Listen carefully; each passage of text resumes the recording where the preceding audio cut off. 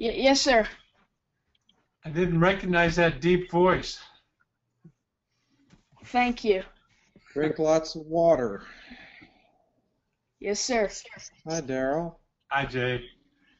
All right, I think we're all good to go. So let us begin. Okay, so let's see. Up first on the list, looks like we've got Daryl at the top of my list anyway. So we'll start with Daryl. Daryl, what's up this evening? Still cannot get emails that I send from my iPhone to show up on my iMac. Okay, let's see. Uh, can't get them to show up on the iMac. Send them from the iPhone, not going to the iMac. Right. And are these both? Which email account? You have to refresh my memory. What email account are we talking about? Well, the big one, the insurancegroup.com account. Okay, all right. And this is an IMAP account, right? Uh, It needs to be an I'm IMAP account on pretty sure it is. both We ends. can go. We can go look. Let me go look. All right, so we want to look both in your mail application as well as your phone settings. Okay, so I'm going to Mail, Preferences, Yes. Accounts, the Insurance Group. It says it's an iMac.gmail.com. Oh, this is at gmail.com. Right. Okay, all right. All right. If this is an at gmail.com, then it's definitely an IMAP account, and you would have to go out of your way to sign up for or to set your phone email up in a POP account. So I feel confident that that email is there. Um, let's just figure out where it is. Now, when you send it from your computer, are you able to see it in the sent items on your phone?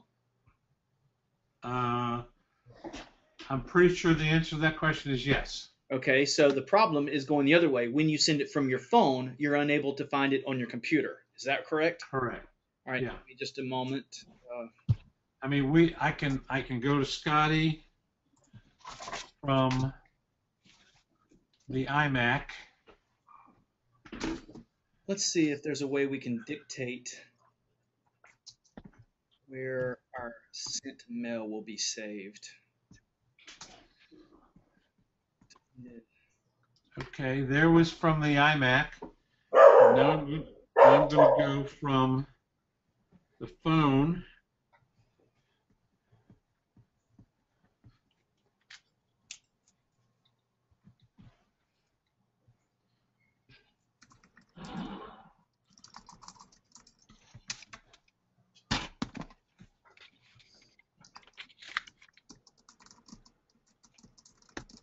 Hmm.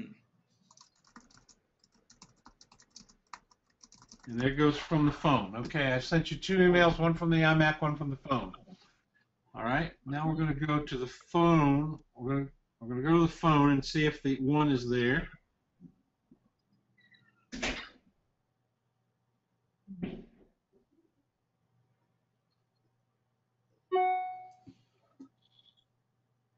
Wonder if you have a rule set up, but no, not on your phone.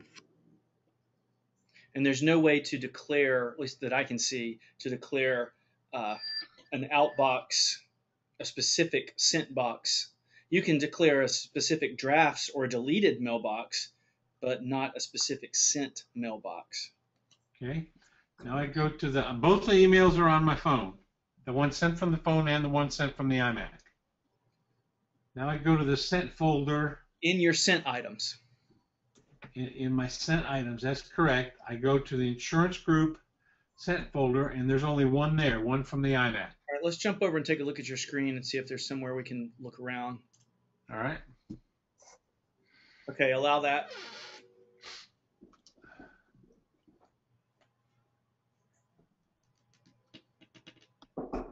Okay. All right, go to, let's see. This is something at gmail.com, right?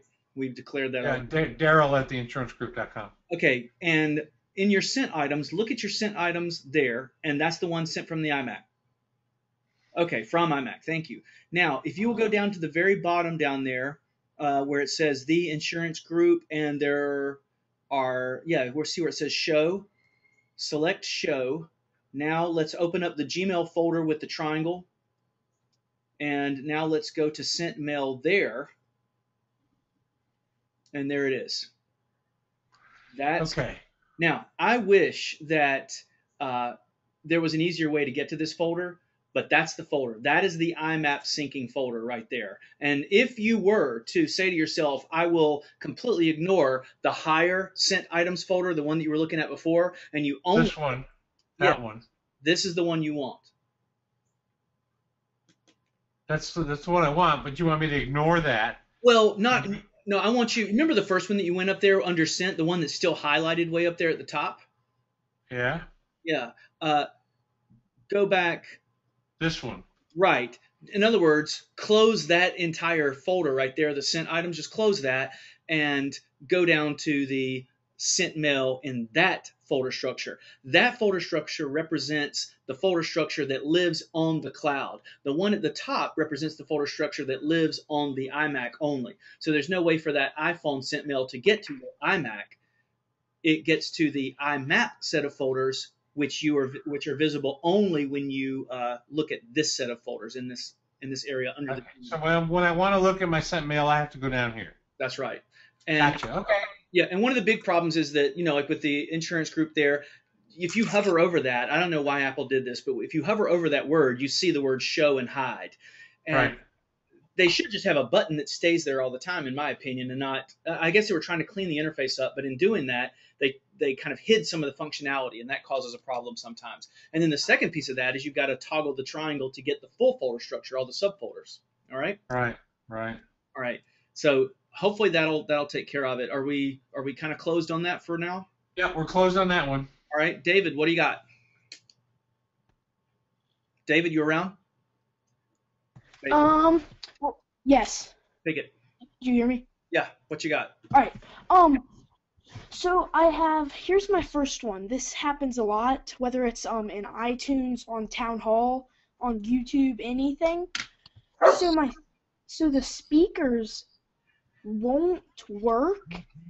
The speakers won't work at all until I jumpstart them almost because I'll turn it on and it'll say talking, Scotty Sells, but I can't hear you like what happened last time.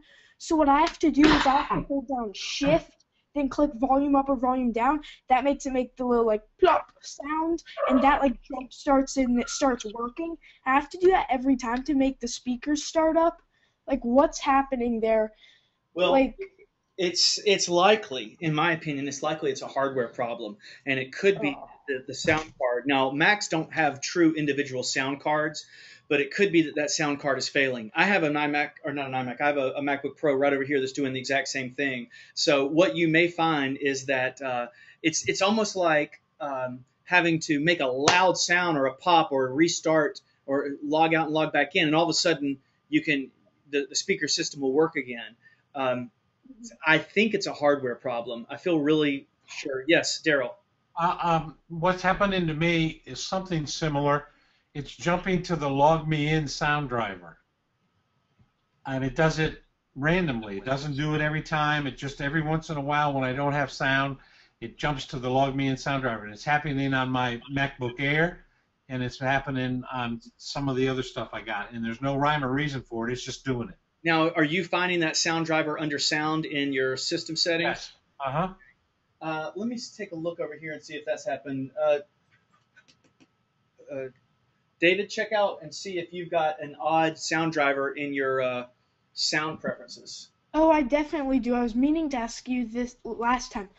Soundflower 2CH and Soundflower 16CH, what are those? Yeah, those are additional audio drivers. They may have come if you had. You could install separate drivers like that for a lot of reasons. Let's say, for instance, you downloaded AirParrot, which is a screen sharing software prior to Mountain Lion and the newer Macs. That would install a driver. If you installed a set of real specific type of speakers, those could put them in. If you had an audio interface or a USB MIDI interface, something like that you were using to control instruments or pianos, MIDI keyboards, that can install those drivers. But yeah, Daryl, that's a really good point, and that may be exactly what the problem is. So now, how do we get rid of that secondary driver? Give me a moment and I'll answer that question. It's been a while since I've looked for it. All right. I think I can find it though. It may be hidden.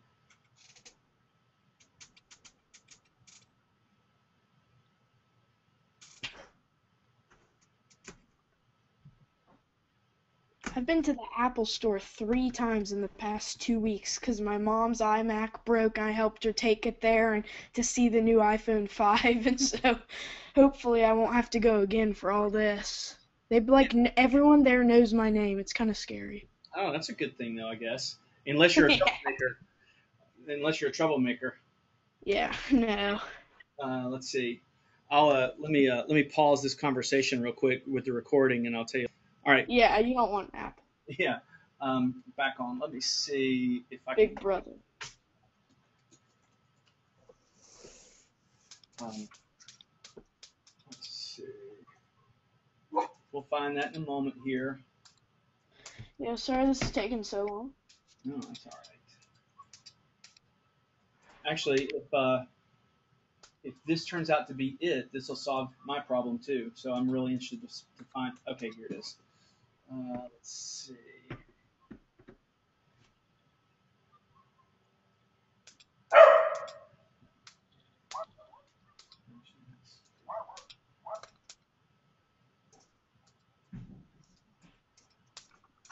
Where's Joan tonight? Oh no. Let's see. I've never done a town hall that Joan has not been here. I know. Let me email her real quick and see if she's okay. Hold on. Let's see. I remember she came one time, even when she was sick. No. I remember that. Hey, Jaybird, I sent you a private chat message. No, I don't really know what that is, but On that GoToMeetings control, because I didn't want to interrupt people talking, but I was dying to know what the dogs are in the painting behind you. this? Yeah. They are 2 spaniels. Oh, okay. From a distance, they almost looked like a historical painting of Newfoundlands. No, they're not Newfies. They are spaniels. Okay, it's hard to see, so I thought, It's an oil that there's a gal we've worked with on a bunch of benefits here in Shelby to raise money for the Humane Society, and that's there are a couple of spaniels. okay. I think they're I gotta tell you, my brain's not working real well. I'll jump in here and share that while neither of you know, or either of you know each other, actually, I know both of you, and you're both animal lovers. Cheryl has lots of dogs. She has a lot of interaction with dogs, and Oh, okay. same with, but not just Dogs Limited. I think Jay and his family do a lot of work for saving animals. Yeah. Well, we've got something going on right now where a horse has been abused. And if any of you all are on Facebook, go to Baby the Horse Deserves Better and see what you think. I've seen so many sad stories. I was a rescue chairman for 5 years that I had to get out of that for a while. It was making me crazy. So now, where's this private stuff you're talking about? Is it? Where it says GoToMeetings while they were talking. Okay, let me pull it up here. It says chat. Oh, okay. Yeah. All right. I see it now. I didn't want to interrupt anybody talking, so I sent that to you. Okay. I pulled that down out of the way because I'm interested in what everybody else is doing. Yeah. Daryl, what kind of insurance do you practice? Mostly employee benefits, life, health, disability, long-term care, annuities, stuff like that. I worked with Connecticut Mutual back selling disability before they disabilitied themselves out of business. Yeah, that happens. Yeah, the That policies were too good. Yeah. Yeah. Try this for a second, David. Go to Yes. your library folder. I'm having a hard time I'm sorry. finding that that audio driver is. I'm just drawing a blank, but try this first. Go to the library folder, the computer Yes. library folder. Go then to audio, and Option go. yeah, you can do that too. All right. All right, audio, plug in Yes. HAL. Pardon? HAL, HAL. I don't have that. I have VST, Digit Design, and Components. All right. Well, look in your components and see if that Soundflower driver is there. I don't think it's going to be though. A52 codec it.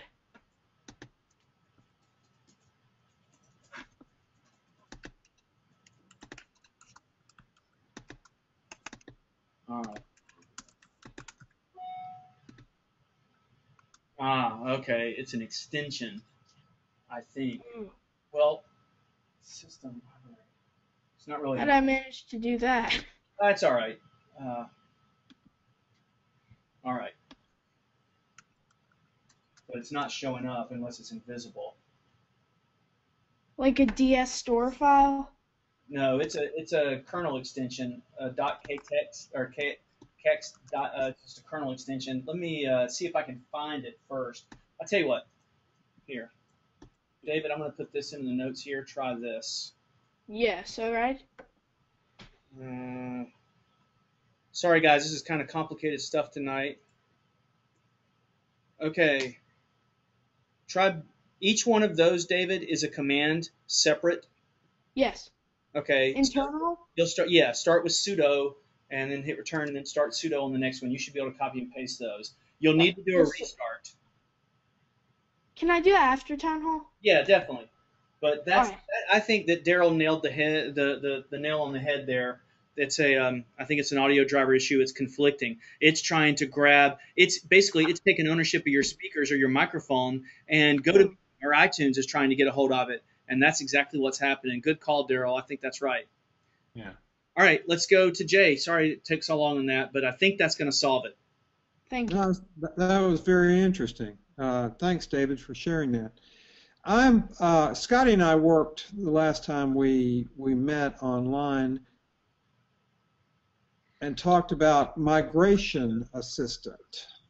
And I used it first very successfully, and now, Scotty, I'm working on it unsuccessfully. I'm using and the first time I did it, it worked fine, and I used the old Ethernet? Ethernet cable. One of the Macs I have has a 4-pin FireWire. Okay. Am I correct in putting it that way? Not an 8-pin, but a 4-pin. Probably 6-pin. 6-pin, okay. 6-pin FireWire, and I'm trying to go from an 8-pin FireWire to send that information to the Macintosh here where I'm meeting with you all tonight. Okay. And this machine has a very strange thing that has the FireWire logo, whatever you choose to call it. What would that be called, Scotty? You're talking about the port on the back, the FireWire port? Well, it's a thing that says this is a FireWire port. I guess it's just the FireWire port. I'm not sure what you would. I'm not. You mean the little icon picture? Yes, icon. Thank you, Daryl. Okay. It has the icon, but it looks like no FireWire port that I can find a cable for. All right. Yeah, it's like the backup one, Scotty. Backup one. Yeah, it looks like it sort of looks like that right there, the one on the right, but it won't take that FireWire cable. Okay, that's the video port on an older iMac or older desktop. That's a port, and as a matter of fact, give me a second because I just got one of those today. Okay. Let me pull this off of here so you can see the difference.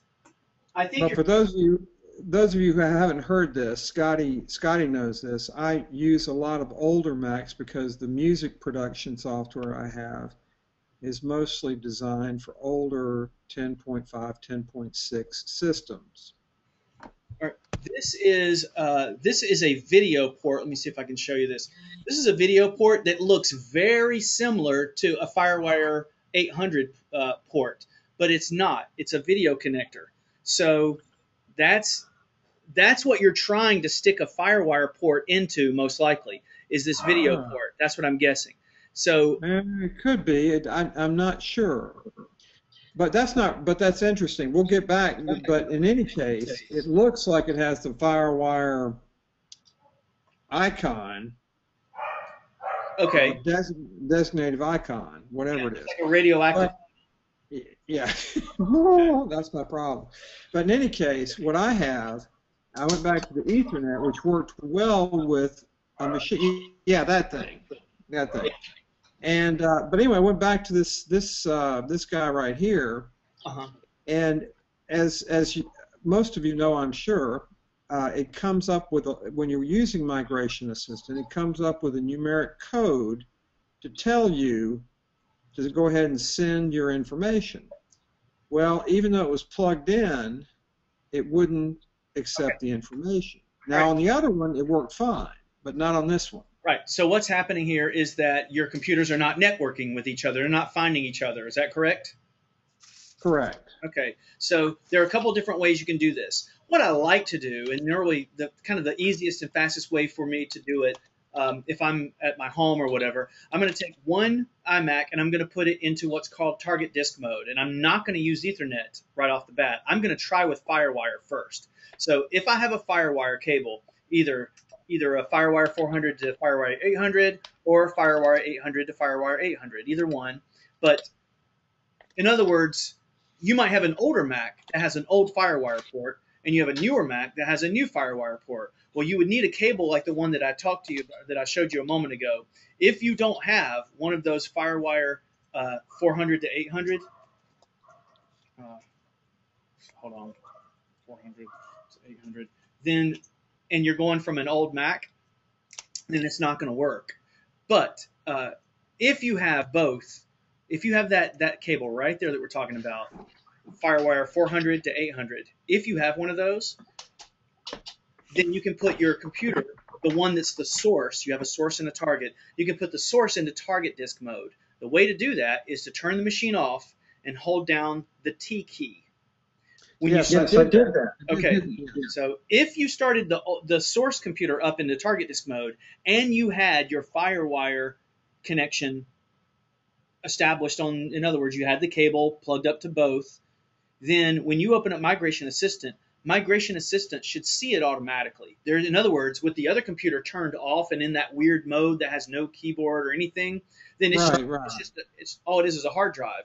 Now, if that doesn't work, the second thing you could try is if you have a time machine backup of that older computer, you could use the backup, okay? So you don't have that. All right, then your third item is to try Ethernet. Now, what you have to do first is turn off the Ethernet capability on the computer. Is this a Mac Pro? Yes. Big towers, right? Okay. Okay, these are not Mac Pros, then they're MacBook Pros. I'm sorry, you're correct. Okay, so they're laptops. They're MacBook Pros. So they only have one Ethernet cable each. But you want to turn off the wireless portion. In the top right-hand corner, turn off Airport. And if you turn off Airport, then the computer has no choice but to network itself with the other computer. Now, there's another thing to look at here, and that is in your system preferences, you want to tell the computer that Ethernet is a candidate for networks. Now, I know it kind of is hard to understand here, but look at this. If you go to System Preferences and you go to Network, and again, I've recorded this, so if I go too fast, you'll be able to get this online. If you go to Network, you can see that the candidates that my computer have for networking to other computers are Wi-Fi, Ethernet, FireWire, and Bluetooth. Now, a lot of times, one of those will not be in the list. I just removed Bluetooth. So Bluetooth is not a candidate for me to network to computers, nor should it be really. But if Ethernet was out of the list, like it is on mine right now, and I can only look for connections via Wi-Fi or FireWire, then I want to add one. I click the plus sign and it says, well, what choice? And I'm going to look around and I find Ethernet. So I'm going to select Ethernet, and it's going to say, okay, we will put Ethernet into the candidate list of possibilities to be used as networks.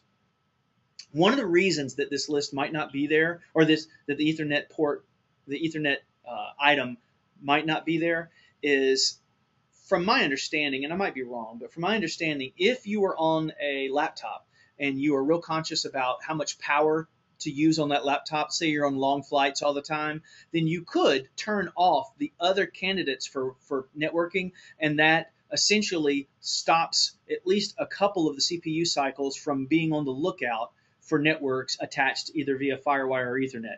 That doesn't mean the ports die. That just means it's less power that has to be used for that. So you want to turn that on. All right. But the key here is make sure that both Ethernet ports are turned off. And not Ethernet ports, I'm sorry, airport icons at the top are turned off. Now, I had done that.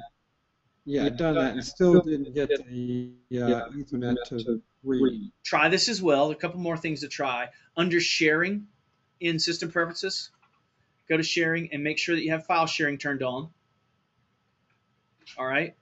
And if file sharing is turned on, then lastly, if you open up a Finder window, you will see. Hold on. Let me get up with you. All right, where is? Back up one. If you go to System Preferences, and then you go to Sharing, then within Sharing, you make sure that file sharing is turned on. Okay, sharing.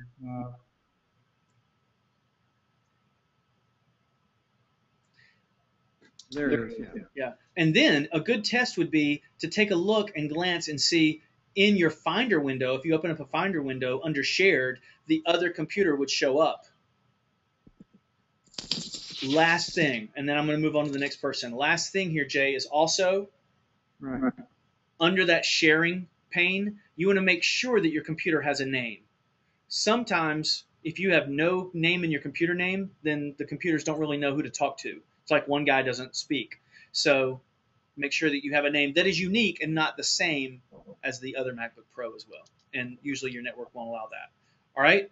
I'm going to try this and we may come back to it. Okay, fine. All right, Joyce, what have you got this evening? Hey, Scotty. Hey, I just have a question about Dropbox. All right, one of my favorites. Okay, this is an article that says, can you hear me okay? Yes, I can. Okay, this is an article that says spammers subvert Dropbox URL shorteners. Interesting. Okay. Is that a reason to be concerned for the security of Dropbox? There was a Dropbox. Let's take a look here on Ars Technica. There's an article that Dropbox confirms that there was a hack in mid-July. It looks like. I remember hearing about this. I don't think. Let's see, accessible for about 4 hours.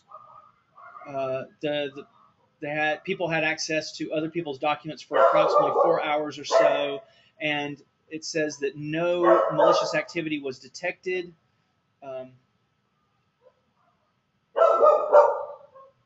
I think not. Basically, what it says, and this is a real new a new fad over the internet, is multiple ways of authenticating one's account. For instance, if you call up Amazon and you need to make a change to your account, Amazon is going to verify the information they already have on you, but they're also most likely going to send you some sort of information like a text message associated to a phone that, in other words, you would have to have another device in your hands. And I'm sure Dropbox would do the same thing now, where that ensures that either I have broken into your house and stolen all of your equipment, or I'm not the person that has access to that account. So I think you're fine with the security of Dropbox. I feel really confident about Dropbox. If there were major issues, then I would know about them being larger. So I don't think it's a big deal. I have noticed when I've transferred, like there's 4 layers, and there's a folder, and then a folder, and a folder within a folder within a folder within a folder. Yeah. And there will be nothing in like the 3rd layer. And that folder is called Untitled folder, or does it have a specific name? Oh, it has specific names and specific information in it. So Now, notice, go ahead. I have been told that I need more RAM since I've updated to Mountain Lion. Yeah. Would that have caused No. the No, copy and paste problem? Copying and pasting? Wait a minute. Now, what are you talking about copying and pasting? Give me more I details. copy the files Okay. and then paste them into Dropbox. All right. You know, I'm kind of an old schooler, and us old schoolers, we use copy and paste for short, small little things.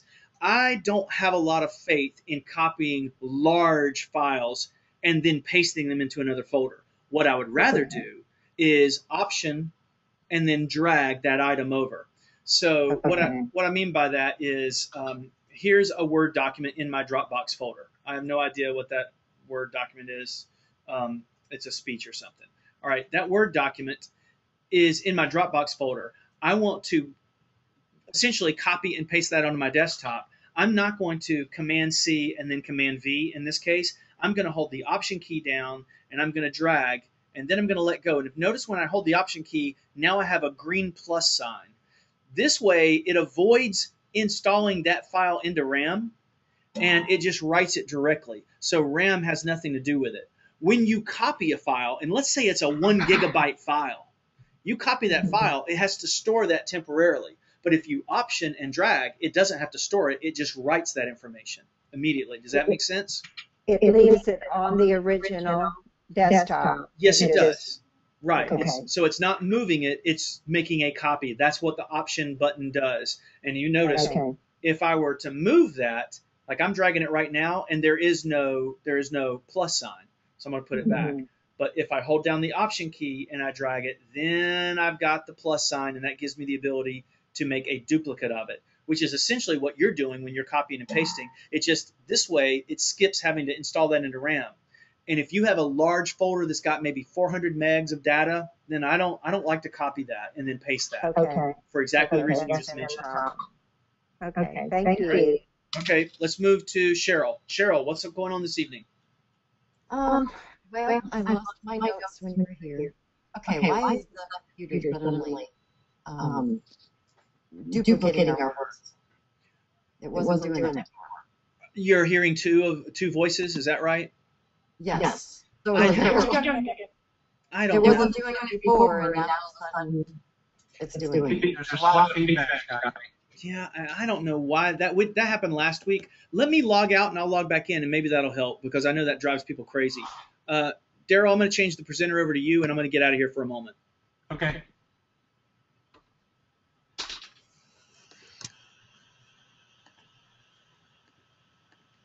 All right. Sorry about that. I don't know what's going on, but obviously it's this computer. All right. So Cheryl, can you continue on with your question? Yeah. I lost my scribble notes when you were here, and or after you left, and I'm trying to. I've tried to figure out how you showed me how to work with pictures in Pages. Yes. And you can just go over that again, a real quick little tutorial on that? Oh, yeah. I mean, I've searched every tutorial and everything I could find, and nothing was, it was just that whole regular throwing a photo into a template thing. Right. And I'm trying to, like, how in the world did you get, like, that background off? Got it. Okay, so I know what you want to do. I'm going to go through this. What Cheryl's trying to do is make some flyers, things like that, and she's using real simple block colors, and she's going to use the Instant Alpha feature that gives you the ability to remove certain parts of a picture's background. So while this might be boring to some people, it's actually a good thing to know about. So I'm just going to throw together a real quick Pages document, and I'm just going to walk and just describe how I do it that will maybe fit some of Cheryl's needs. All right. So Cheryl, can you see my computer? Can you see the open Pages document that I have?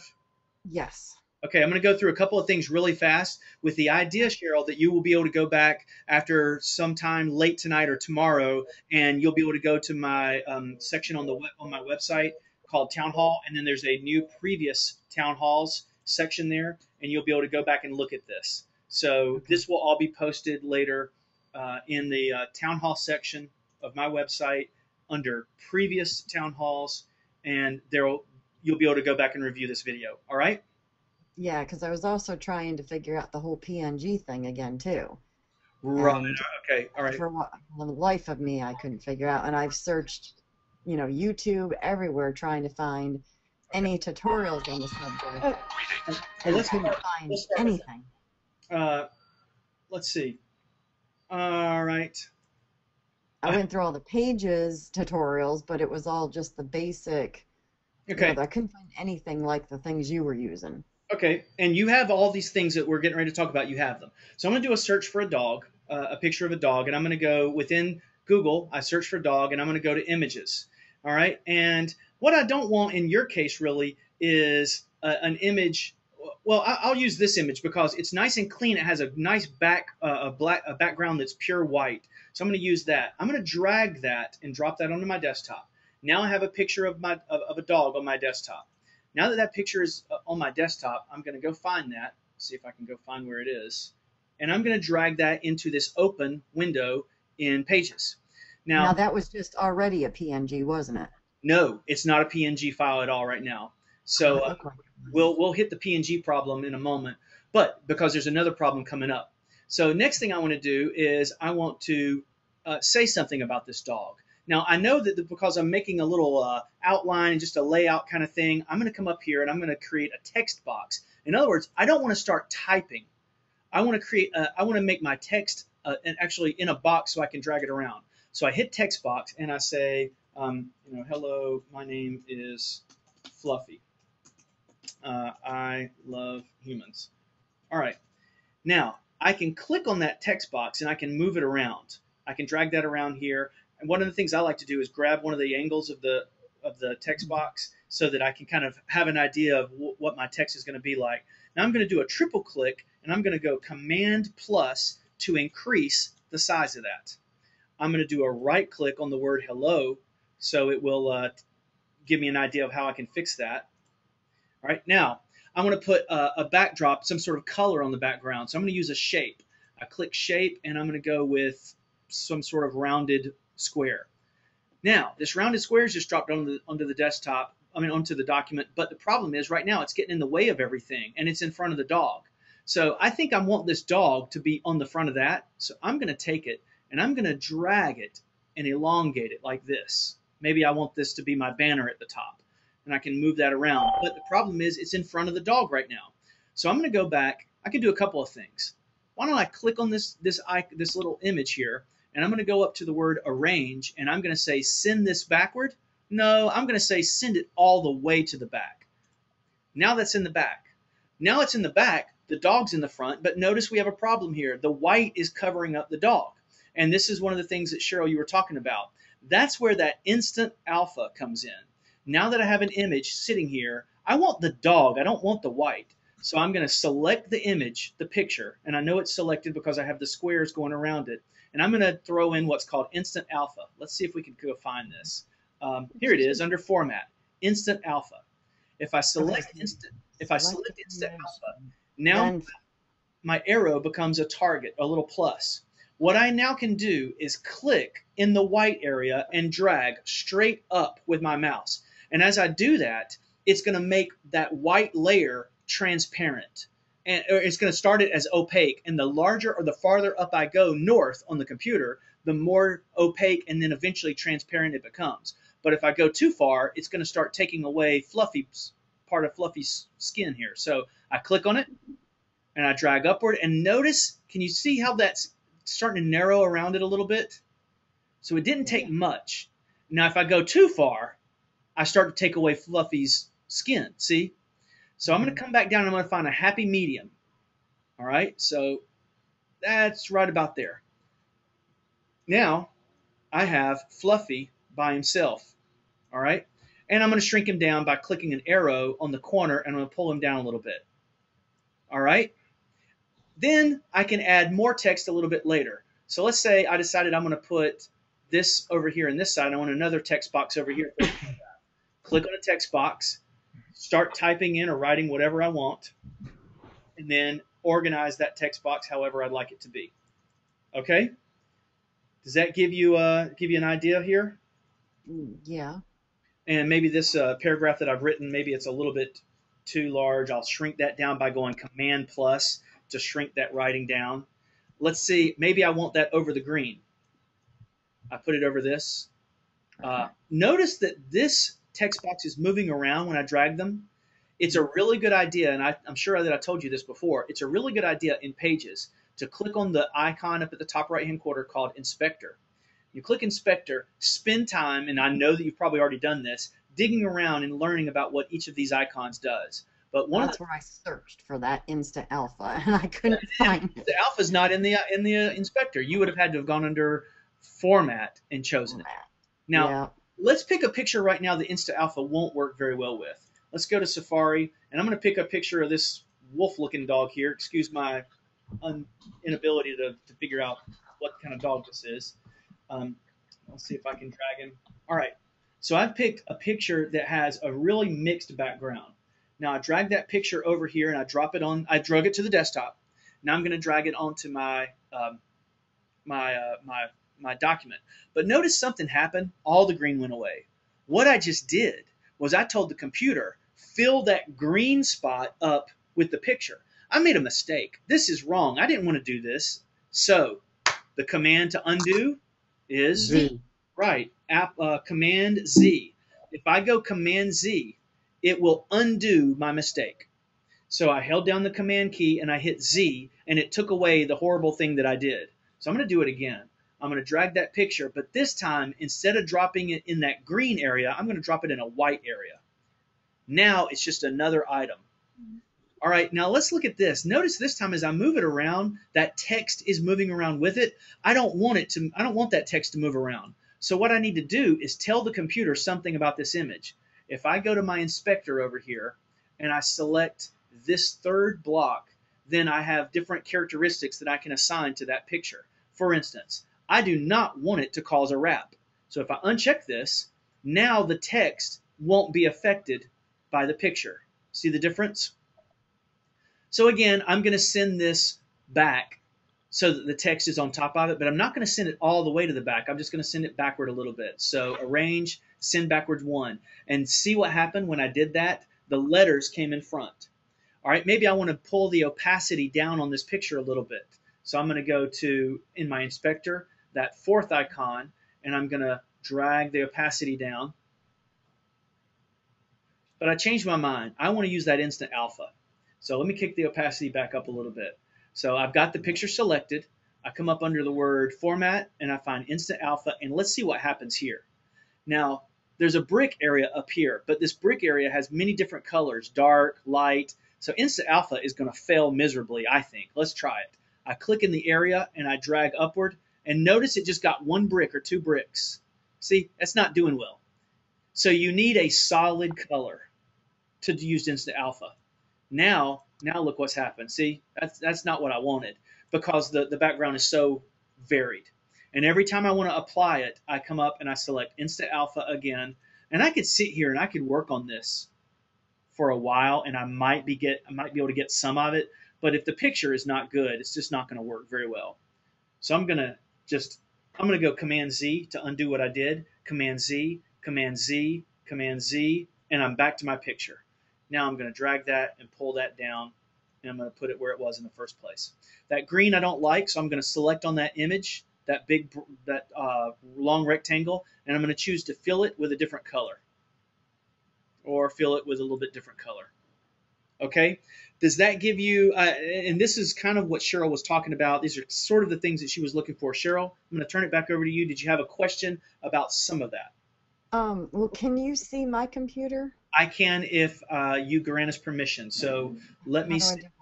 let me send permission over to you, and let's go with. Give me a moment here. Oh, sorry. Do I have to do something? Yeah, you're going to see a question there. Just hit to allow, and we will see your screen. Show my screen? Mhm. Okay. Okay. So one of my problems was this graphic here. Can you can you see like the mistake like right here?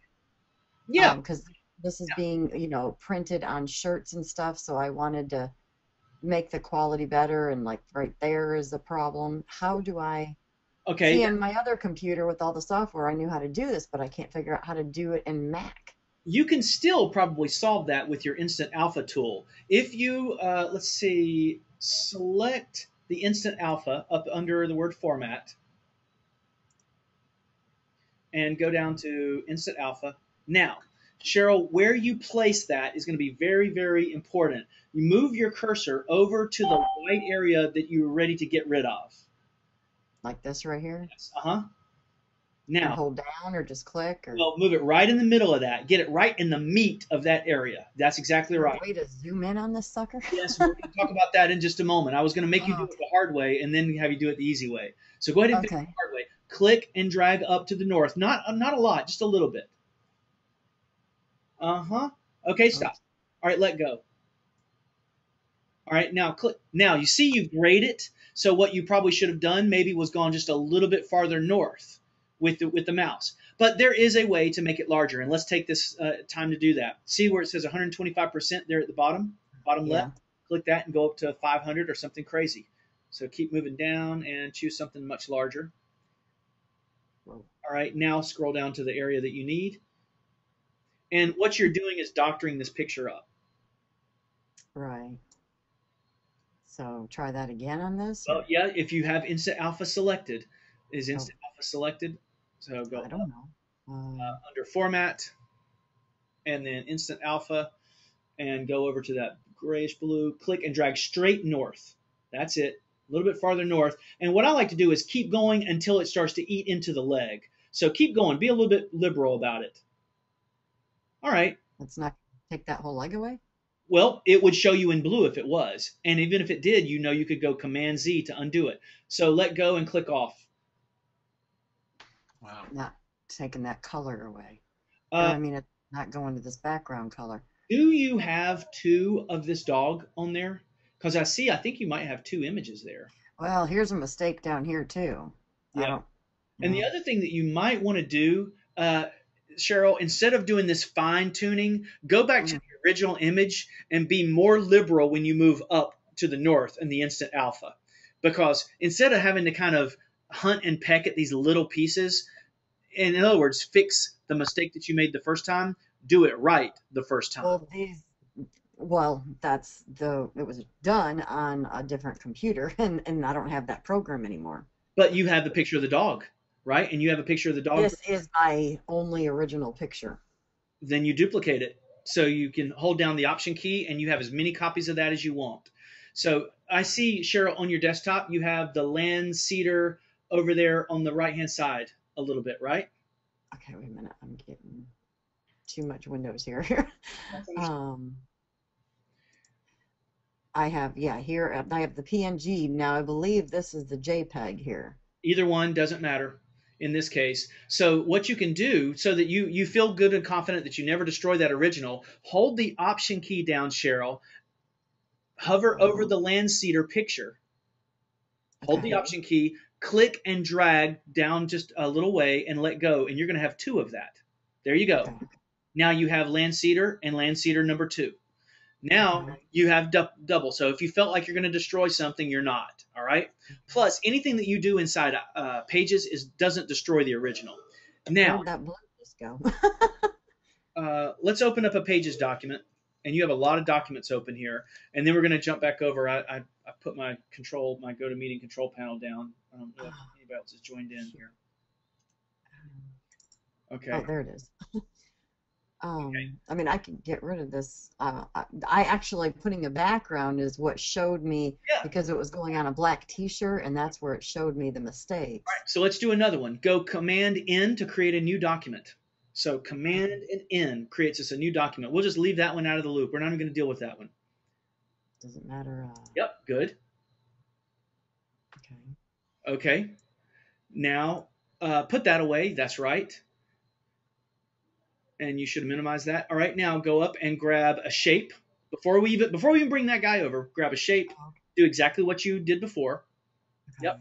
And expand that shape out a tremendous amount.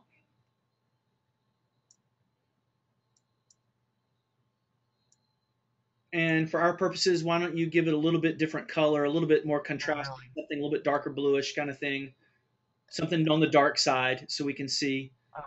Uh, All right, that's good. That's fine. Anything like that, that's good. something that don't blind us.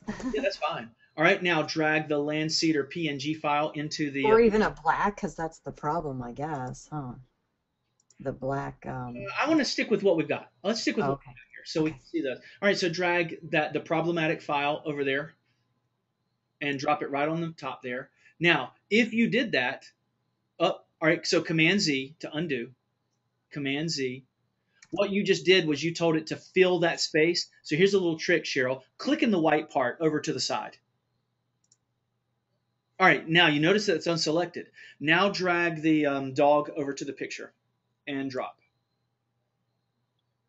Okay, let's see. We need to shrink that dog down quite a bit. What we need to do is move the two images out of the way. And I can't really tell you how to do that. Go Command Z and undo. Command Z and undo again. Undo the second time. Go again? Yes. Okay. Drag the blue, the purple rectangle down to the south. To the south. Yeah, to the lower part of the computer. That's fine. That's fine. Okay. Now drag the computer, the dog onto the white part, and let go. Okay, there we go.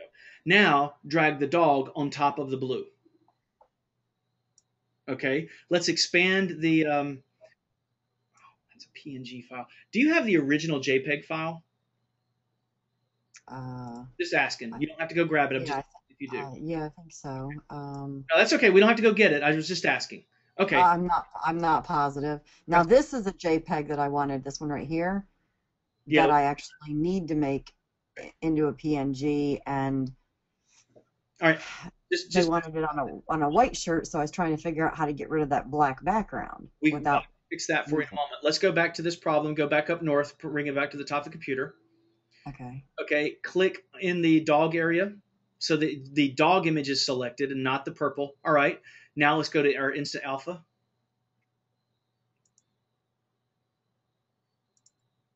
Okay. Select in the purple area within that picture.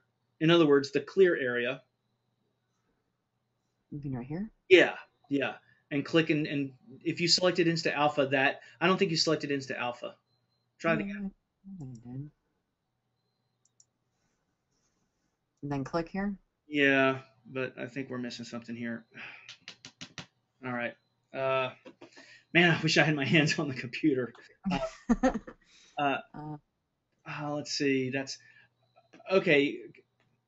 Find the original for us. That PNG file has that layer out. Find the original.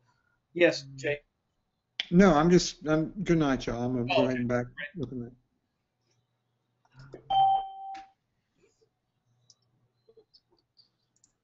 There we go. There's a Okay. JPEG. Drag that PNG file onto that document. You don't even have This is the JPEG. That's fine. Yeah, JPEG. Okay. Okay. Okay, close that window. Get rid of the dog in the document.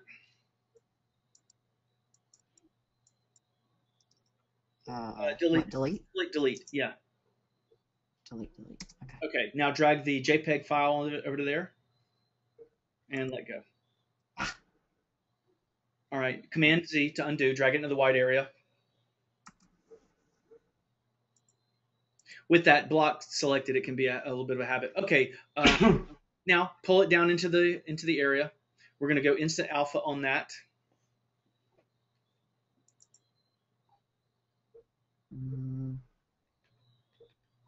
There you go. There we go. Now click and drag up to the north. And keep going, and let. Hey, it looks like it's gone. Yeah. Now click off of that, and that's pretty good. Is that better? Now, what you could do if you wanted, we'll talk about the signature in a moment. All right, but what you could do is you could be even more liberal when you pull the cursor up to the north. So Command Z to undo and do the Instant Alpha again, but this time overstretch your bounds even more.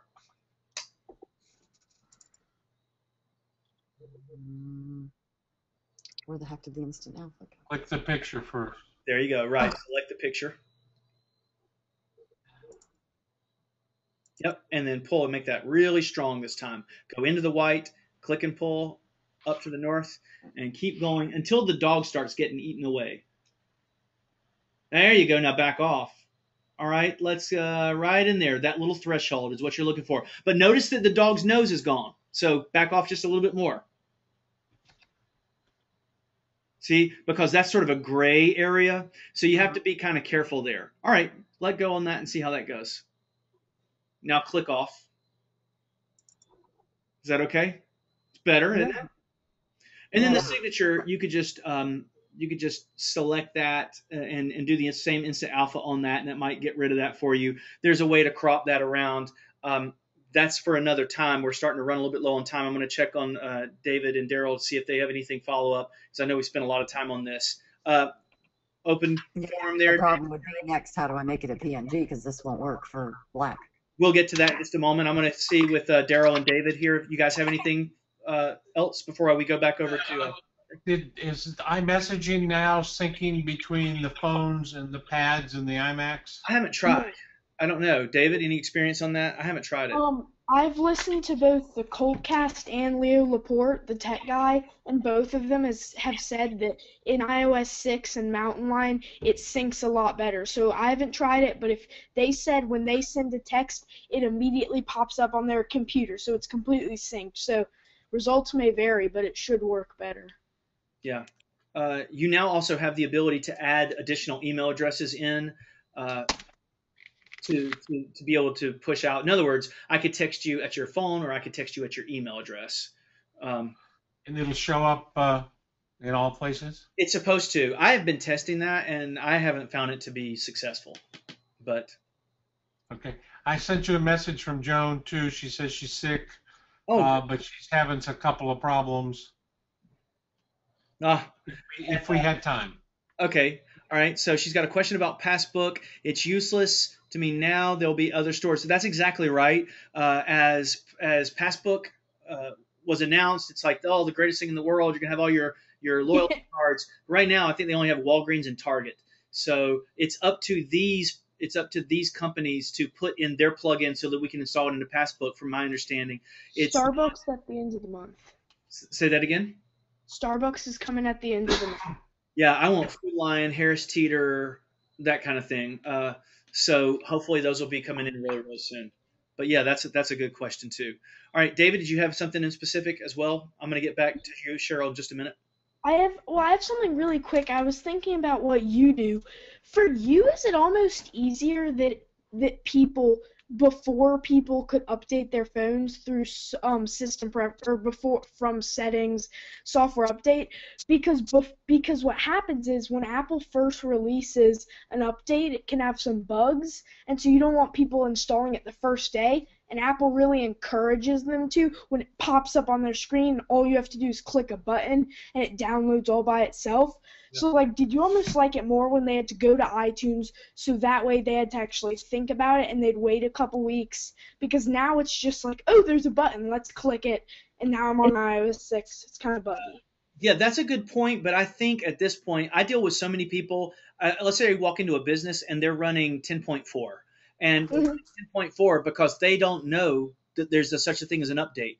Or they're running 10.5 is more likely. 10.4 is exaggeration, but 10.5 all the time. And as you know, it's a big pain to go from 10.5 to 10.8. So I would rather make it easy. And then those people may suffer a glitch when there's a problem with the operating system update. But most of the time, it's pretty stable. So I like it the way it is now a lot better. Yeah, one more quick thing. Did you see this pictures online? It's in the London tube stations. It says, for the benefit of the passengers using iOS 6, we offer maps in the office. It's actually in the tube stations. You know, I think honestly, I think that's a little unfair. Have you, well, maybe not you, but yes, I have. Daryl, have you started using the iOS 6 maps? I looked at it, but I haven't had time to play with it yet. I've used them a lot. I use maps every day, all day long, and I did a little experiment today. As a matter of fact, I probably did 3 or 4 sessions, and one of the nice things that I love to do is I love to be able to get in my car and say to Siri, Siri, show me directions to Daryl's house, and then it just shows it to me automatically. Uh, I have found I have found the maps to be fine. I have no problem with them whatsoever. It's very easy to use. I don't want to say I don't have. I do have one little problem in that there are some websites that have addresses that are clickable links as addresses, and it doesn't kick me in to where to the map section. It just kicks me over to a whole different app. But maybe that's Yeah. a back end problem. I have found them to be great so far. Uh-huh. And my experiment today was I'm going to go back and use my Motion X app, which I love a lot. Hmm. And right now I think I like the Apple Maps just a little bit better, but the jury's still out. I think it's unfair that all the criticism they got, that it was something they had to do. They had to make a change on that because Gotta go thermonuclear on Google. well, they know that if they allow Google to control such a big part of their operating system, Google is going to eventually start placing ads in those maps. And when you're driving down the road, Starbucks is supposed to be able to say, "Hey, David, you're near Starbucks. Would you like to stop in? And we have a 10% coupon." And Google would sell that revenue for those ads. So Apple had to build a system where they could control the revenue. And so it's a good move for them in the long run. And you know what? You still have the Maps app, just maps.google.com, and save it as a link on your homepage, and you still have that app. Yeah. It's just that In, it's not integrated into Siri like it was. yeah, well, in Siri recently, just kind of funny, it told me that I was categorized as an abusive client. It told me that. I have a picture of it. It said, I categorize you as an abusive client because I was like, you're stupid, Siri, when they got something wrong. There you go. All right, so you got on the bad list. David, you might be on the list in the South Park store. I'm a regular. What list? I don't know what list you're talking You might have to switch to Northlake here. about. I may. Yeah. All right, I'm going to jump back over here to Cheryl. Cheryl, thanks for the patience while I just touched base on those guys. And you guys No are welcome problem. to hang out. You're welcome to hang out. I'm going to spend a couple more minutes here with Cheryl, and then Cheryl, I'm going to get back to my own life in a bit. Let's look at. You said you had a question. You have 2 questions, I think, Cheryl. Either A, how to get rid of the signature down at the bottom, or B, how to make a PNG file out of a JPEG. Which do you want to answer? Uh, which one? I gotta pick one. Shoot. I guess. Well, which one do you want to do first? I want Well, the copyright. That's kind of important because these are all copyrighted. you like the Uh, copyright and you want to leave it there, or you want to get rid of it? no, I want to keep it, but one of the problems that I was having was like if I want to flip this image, I can flip an image, but then the copyright's backwards. So here's a trick. All right, Okay. I'll show you a little trick here. If you take that dog and drag it to the white area at the very top, in other words, ignore the black, bring it back to the white. Okay. That white area. Okay, you instant alpha around that. Pull it back down for us. Now you would have to do this in relation to whatever color you've already selected. So if black was your absolute end all be all color, then you can do this. Increase the percentage to like 200 so you can see that picture really good, or that signature really well. Now go down to the signature. Can I drag the whole thing up? Can't drag the whole, but yeah, you can do that. We'll move it over where we can Still see. can't see the signature, huh? All right. And the other thing is that instant alpha could have also kind of eaten into that signature. In other words, that It might have. it may be better for you just to write that signature as a text box instead of relying on that graphic with that signature. It may be a better thing for you to find a nice cursive kind of font and just do it that way, because That's fine by me, yeah, because that it has been being a real pain depending on what I'm working on. But how do I? Scroll bar on the side and bottom. Scroll bar on the side and bottom. you want to get down to it. All right. What did I just- In other words, what you have to do, Go back to 400. Okay. think about detaching that signature from Now the. go to the right. Go to the right on the blue scroll bar. And now go down to the bottom. There you go. Okay. Done then? So what we might want to do is get rid of that signature, and then you create that signature yourself Okay. as a text box. All right. Okay. How do I get rid of it? The easier thing to do would be to crop that out. Let's select. Let's see. How do we crop there? Let's I don't know how to crop. let's bring it down to about 300%. We need to be able to see the entire dog. Yeah. Okay, and just scroll us up just a little bit. Not much, just a little. That's fine. Okay. Let's see. Can we crop that image? If you have the image selected, let's go up under the word, where is it? Maybe format. Um, Put it back down into our black area for us. There we go. That's fine. All right. Oops. Word format, and let's see. What is behind there? Is there That's something that's behind a there? header. That's we're on the top of a text file right now, so it's a header. We don't need to worry about that. Let's go up to the word format. Okay, and let's see if we have the ability to crop. Let's look around in there. Actually, give me a second. I'll do it on mine. Oh, shoot.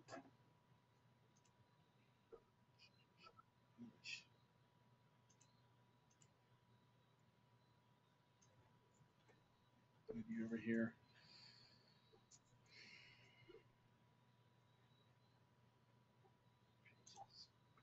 Crop that.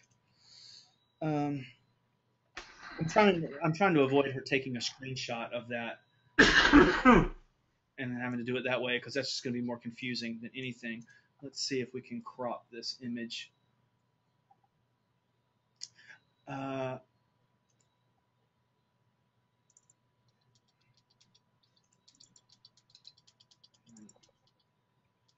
I think all these boxes are making my mind crazy. Where is the crop on that? Oh, Come on. Oh, it's going to be a mask. It's a mask. Mask with shape. Here it is. Okay. All right. Under the word format, go to mask. There you go. And select to mask. Now we will have a new box. Now drag that box around the dog, but leave out the signature. Sorry, it took me a while. That's the top of the dog. That's the top of the picture. It won't go any farther than that. It's telling you, I think. okay. All right, and then pull down to just at the signature, but no further. And that's perfect. And a little bit to the, yep. All right. There you go. His nose is cut off, isn't it? Well, that's I think that's the end of the picture. I think that's as far as it goes. So we'll find out. We never make a mistake. So just click off and see if that'll cut it out for us. Now what do I do? Now did you click off of that? We're done with Yeah. the mask. And let's turn off. I think it's going to borderline it for us. We need to turn that border off. How?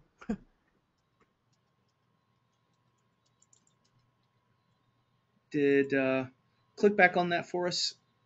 Here we go. And that mask line, go over to the stroke over the right hand side. There you no in the inspector. And yes, and now see where it says line, choose none. There you go. And now you're masked. Okay, so you can click off of that, and that's basically drawn a picture around the image area that you want to see. Now, if you want to make a copy on this, David, are you still with us? All right, I may have left. Yes, sir. All right, I need to find that. I'm here. I need to find that key combination to create the copyright symbol. So if you can, Oh, I don't know how to get to that real quickly. I'm all. So now, Cheryl, make a text box for yourself, and we need to find a nice font that you're okay with, and we need to make that font white. So before you do anything else, change the color of that font to white. So you see up in the color box there, yep, and select white. Okay, now type in, forget the copyright symbol for a moment for you, Cheryl, just type in the word Halligan or whatever it is. Okay. So now let's go to the font Helvetica at the top left-hand area, and select that Helvetica word, and let's choose something like maybe Apple Chancery or some cursor. Drag way down to the bottom. You might find something that's kind of cursive-y. Option G. Thank you so much. And you want to find something that's kind of close to that you like? Sure. Option in the letter G does a copyright? G as in good? Yeah, G isn't good. Oh, cool. There you go. Thank you. Right. Yeah. Okay, find a cursive that's kind of close. And, of course, you're going to be able to change this later, too. What did you tell me to click on? Anything? Well, just any one of these that's kind of something that you'll like cursor-wise. Okay. Okay, there you go. And you can always increase or decrease the text. Now click on the far left-hand area. And by David's suggestion, Option and G. Thank you. Now shrink that text box down by clicking the bottom right-hand corner and drag it down to about the size of the word itself. Yep. And now drag that entire text box to the lower area where you want the dog, where you want the picture. They're done. All right. So now when you flip the dog, you're not going to be flipping the text. All right. David, Yes, sir. can you do it? What's the code for trademark and registered?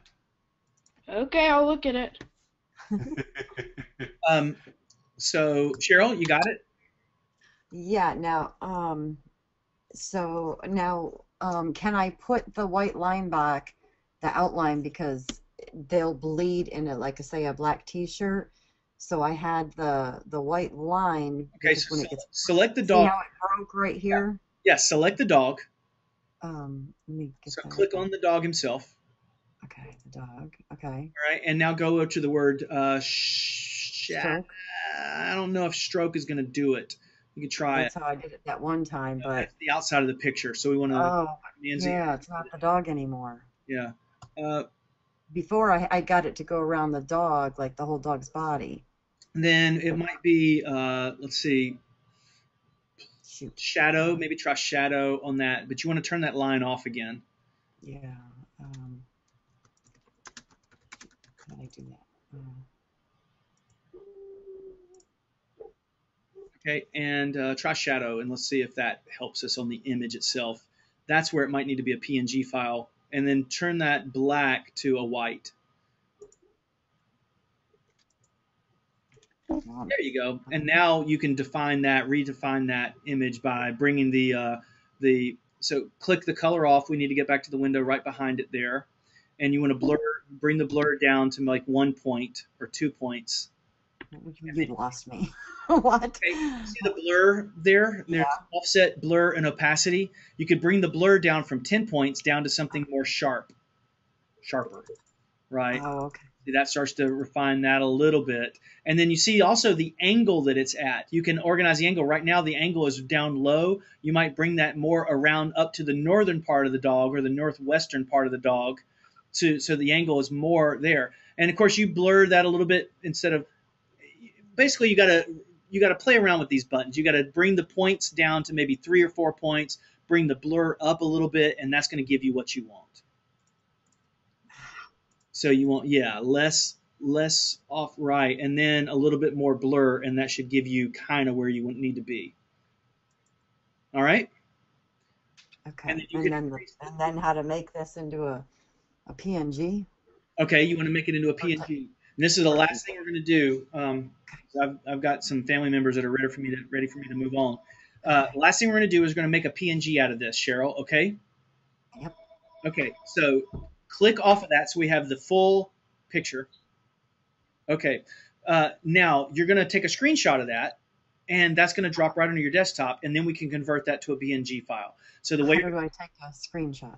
You're going to go Command-Shift-4. I'm writing this down. Shift and the number 4? Yes. Command. Oh. What happened? Okay, now you see your mouse as a cursor, like a little target. Now go to the northwestern part where the dog's head is, and you're going to click and drag a rectangle to include all the copyright and the dog's picture and the black. No of the outside white, though. So click and drag a rectangle. There you go, to fit and fill the entire dog. You were a little close on the top of the head. So let you- go. That's okay. Let go, and it will have just taken a picture of which you're going to ignore. That's a screenshot we're going to ignore. So now do it again. Command Shift 4. Command Shift what? 4. 4. 4. Okay. And when you're ready, there you go. And then you're going to let go of that again. Now, Cheryl, on your desktop, you should see a second screenshot, and it says .png. So that's a PNG file of that picture. Oh, just because of the Command Shift 4 made it a PNG? Yeah, by default, the screenshot is a picture. Oh. If in the future you had a document like a PDF file that you wanted to make you wanted to convert to a PNG file, then you could use Preview to do that. In Preview's settings, there's an ability to convert or save it as a PNG file. But the last thing you need to do, Cheryl, is rename that. Instead of screenshot 2012 September or whatever, you'd go click on the name of that and call it Black Dog whatever. Okay? Okay. All right. And if I make it, is this also like if I didn't have a background, would that be, when I make it a PNG, would that make it transparent where that it's just the dog and the copyright, and it could go, that one photo can go on a black or a white t-shirt, or I should say a black and a purple or whatever. No. But when, No, but I see what you're asking. You want a PNG file of just the image and the text out the black, and it's called an alpha layer. The alpha layer is a transparent or invisible layer that the rest of the image sits on top of. We could do that. I'm out of time today to do that. No problem. We need to move on, but yeah, that is possible to create that image. That's a little bit of detail though. All right. Okay. I'm going to get out of here, guys. I'll have this up in the next couple of days on the previous sessions, and I appreciate you guys hanging out with me tonight. No problem. Thank you, Scotty. Thanks, Scotty. Thanks, David. No problem.